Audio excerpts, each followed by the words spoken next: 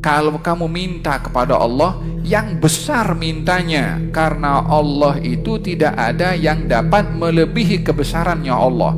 Semakin kita minta yang besar, yang diminta, yang kita minta kepadanya adalah yang maha besar, tidak akan terkalahkan maha besarnya Allah dengan permintaannya si hamba yang besar tadi.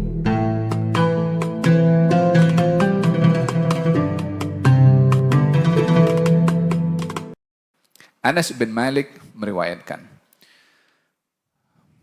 Sami'tu Rasulullah sallallahu alaihi wa alihi wasallam yaqul, qala Allah Ta'ala, ya ibna Adam, wahai anak Adam, innaka ma da'utani wa rajautani ghafartu laka ala ma kana minka wa la ubali. Wahai anak Adam, tanpa terkecuali keturunannya Nabi Adam semua, berbangsa apa, berkulit apa, berbahasa apa, tak ada kabilah tertentu wala bangsa tertentu, semua anak Adam.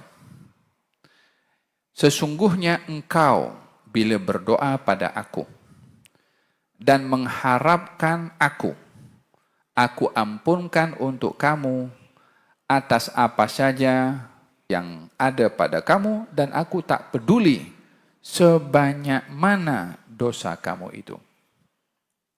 Wahai anak Adam, ya bena Adam, law balagat dhunubuka ananas sama. Wahai anak Adam, kalau dosa kamu itu banyak, tinggi setinggi langit, thumma istaghfartani, kemudian kamu minta ampun pada aku, ghafartu laka, aku ampunkan dosa kamu. Ya bena Adam, innaka law ataitani biqurabil ardi khataya thumma laqitani la tusyriku bi syai'a la ataituka biqurabiha maghfirah. Wahai anak Adam, kalau kamu datang kepada aku dengan sepenuh bumi ini silap, salah dan dosa, lalu kamu berjumpa dengan aku pada ketika itu dalam keadaan tidak menyekutukan aku, yakni mengucapkan la ilaha illallah Muhammadur Rasulullah, aku akan datangkan sebanyak bumi ini juga pengampunan untuk kamu. Hadis ini adalah hadis yang memberikan satu harapan yang luar biasa kepada seorang yang berdosa untuk mendapatkan pengampunan dari Allah.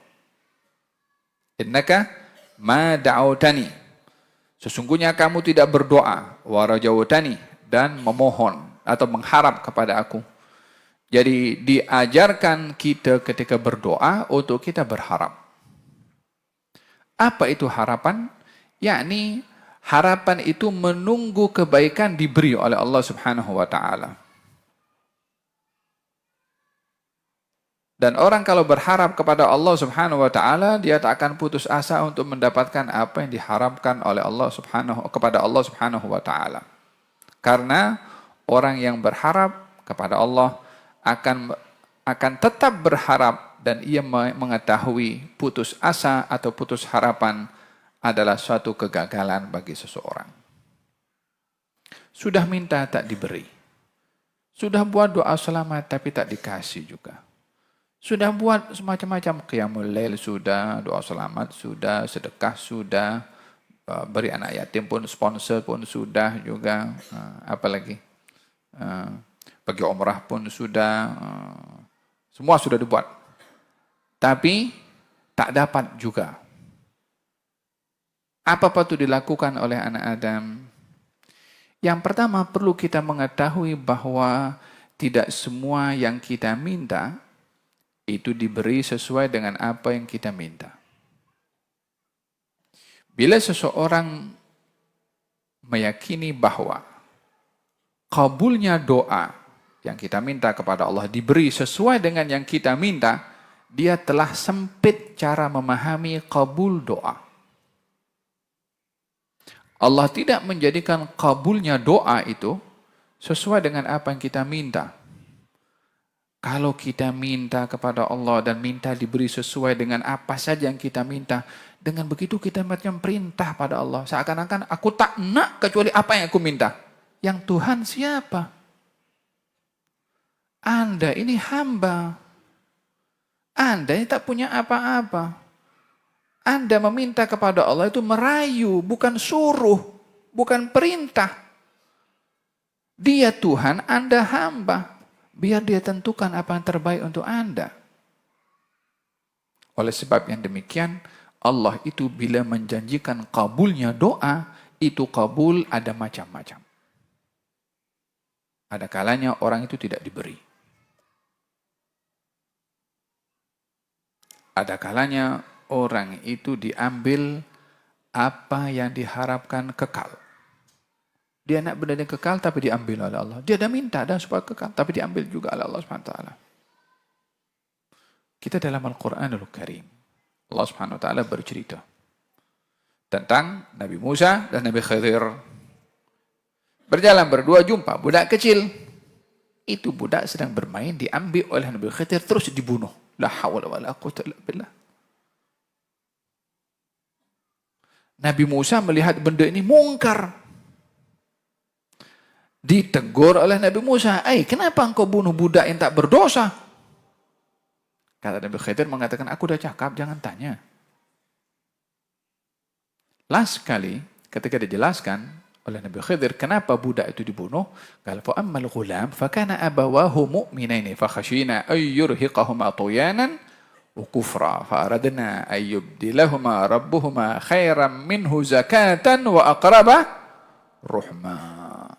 Budak kecil tuh yang dibunuh, dua orang tuanya, ayah dan ibunya orang baik, orang soleh. Budak ini kalau membesar boleh menyebabkan kedua orang tuanya jadi kufur. Sementara Allah menghendaki yang terbaik untuk orang tuanya supaya tidak kufur. Dengan apa? Dibunuhnya budak itu. Dan digantikan yang lebih baik oleh Allah Subhanahu wa taala. Kalau mengikut zahir, orang berkahwin ingin punya anak. Ini anak sudah diberi oleh Allah tapi disuruh bunuh. Dengan hakikat yang Allah jelaskan dalam dalam surat Al-Kahfi, pembunuhan itu membawa kebaikan atau tidak kepada kedua orang tuanya? Iya, bukan kepada orang tuanya saja. Kepada budak tuh karena masih kecil, masih suci dibunuh, dia akan selamat juga. Kalau dia membesar, dia tak selamat, orang tuanya tak selamat. Jadi ada kalanya pemberian daripada Allah berbentuk tidak diberi. Ada kalanya kabul dari Allah bertentangan dengan apa yang kita inginkan. Yang diperlukan daripada kita adalah tafwid, serah pada Allah Subhanahu wa taala, redha dengan keputusan Allah Subhanahu wa taala.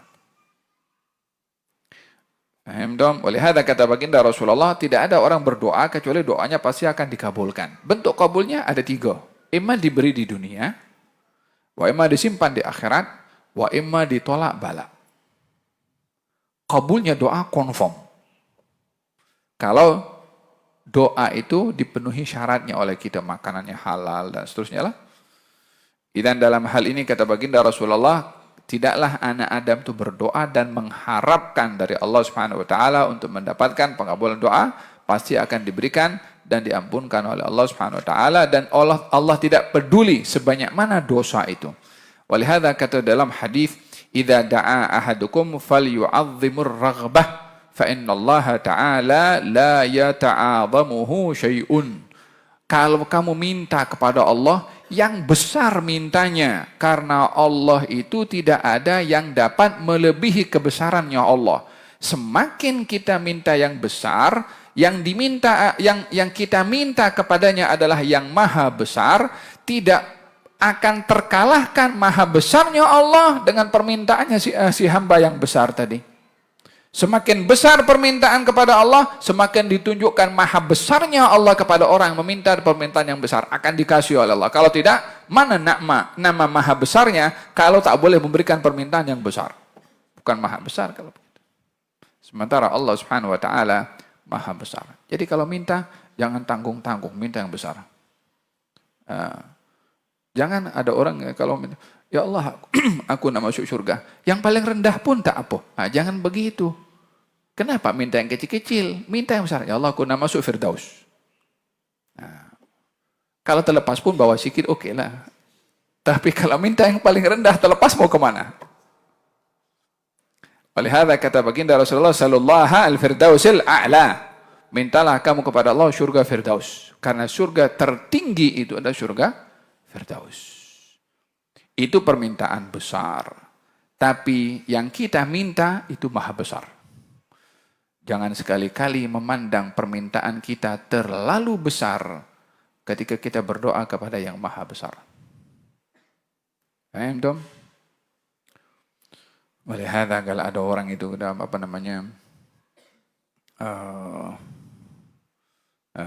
di akhirat ada orang itu dia berselisih, satu dibawa pergi ke surga, satu dibawa pergi ke neraka. Dua orang ini selama di dunia pernah berkenalan. Jadi yang satu ini yang dibawa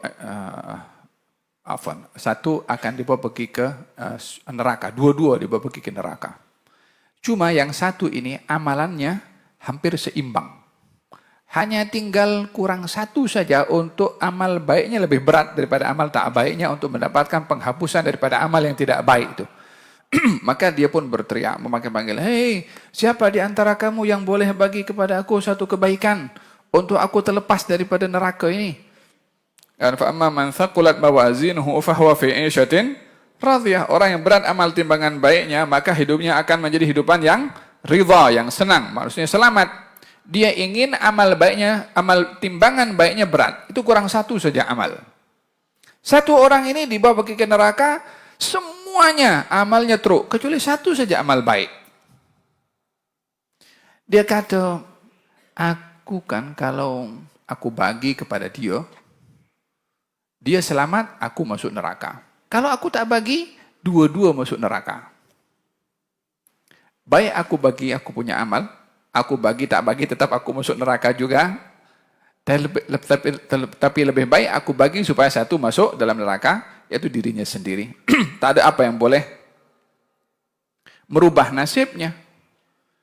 Tapi at least paling tidak, dia menyelamatkan kawannya. Katanya, ya Rab, minta kepada malaikat, aku nak berhenti nak memohon kepada Allah Subhanahu Wa Taala untuk aku bagi sedekah, aku punya amal aku kepada si fulan tu supaya dia terselamat. Maka diberhentikan oleh malaikat, bagi tahu kepada Allah Subhanahu Wa Taala. Kata Allah, atatakarram alal karim. Kau nak tunjuk dermawan kepada aku yang maha dermawan? Seakan-akan nak cabar sifat dermawannya Allah Subhanahu Wa Taala. Gal dua-dua bagi masuk syurga. Tidaklah seseorang itu bersungguh-sungguh menumpukan harapannya kepada Allah, melainkan akan diberikan oleh Allah lebih daripada apa yang diharapkan. Oleh hadza kata Nabi SAW dalam hadits qudsi, orang yang mendekatkan diri kepada Allah sejengkal, Allah akan dekatkan sehasta. Man taqarraba ilayya shibran, taqarrabtu ilayhi dhira'an. Wa man taqarraba ilayya dhira'an, taqarrabtu ilayhi ba'an. Wa man atani yamshi ataituhu harwalah. Orang yang dia mendekatkan diri kepadaku sejengkal, aku dekat kepadanya sehasta. Yang mendekatkan kepadaku sehasta, aku mendekat kepadanya sedepa. Yang balasan dari Allah lebih besar daripada apa yang dilakukan oleh manusia. Kalau orang datang kepada aku berjalan, aku datang kepadanya berlari. Jadi sikapnya Allah kepada hamba itu jauh lebih besar, lebih baik daripada sikap hamba kepada Allah Subhanahu Wa Taala. Faham tu? Melihat kalau kamu minta kepada Allah, minta yang besar, karena Allah tidak akan ada yang lebih besar daripadanya. Kemudian disebutkan di sini mengenai orang yang datang kepada Allah Subhanahu Wa Taala tidak mempunyai, yang datang kepada Allah tidak ada kebaikan, dosa saja, tapi dia mohon ampun kepada Allah, maka akan diampunkan oleh Allah Subhanahu Wa Taala sebanyak dosa yang ia lakukan. Ada dalam hadis Al-Bukhari, ada orang selama hidupnya ini banyak melakukan dosa, tapi di akhir-akhirnya dia insaf. Maka dipikir macam mana aku nak mati dah. Katanya dipesan kepada ahli keluarganya, ahli warisnya, kalau aku meninggal dunia, bakar aku punya mayat. Lepas tu habuknya kumpulkan jadi satu, nanti bawa ke tepi pantai. Di mana ketika angin berhembus dengan kuat, buanglah debu itu. Yang jatuh ke laut, yang dibawa pergi oleh angin, entah pergi kemana, falhasil supaya berpecah habuk aku itu. Tujuannya apa? Supaya tak dibangkitkan. Di hari kiamat dibangkitkan oleh Allah Subhanahu wa taala. Pun terkejut juga macam mana dibangkitkan. Katanya, kenapa kamu buat macam tu? Kali Allah, aku takut kepada engkau. Dan mengharapkan rahmat engkau. Allah Subhanahu wa taala beritahu, aku ampunkan dosa kamu. Karena perasaan takut kepada Allah Subhanahu wa taala dan mohon ampun kepada Allah Subhanahu wa taala. Walhasil, orang yang paling rugi adalah orang yang menutup pintunya untuk berkomunikasi dengan Allah Subhanahu wa taala. Adapun pintu Allah tak pernah ditutup. Manusia saja yang tutup pintunya dari bermunajat dan berdoa kepada Allah Subhanahu wa taala.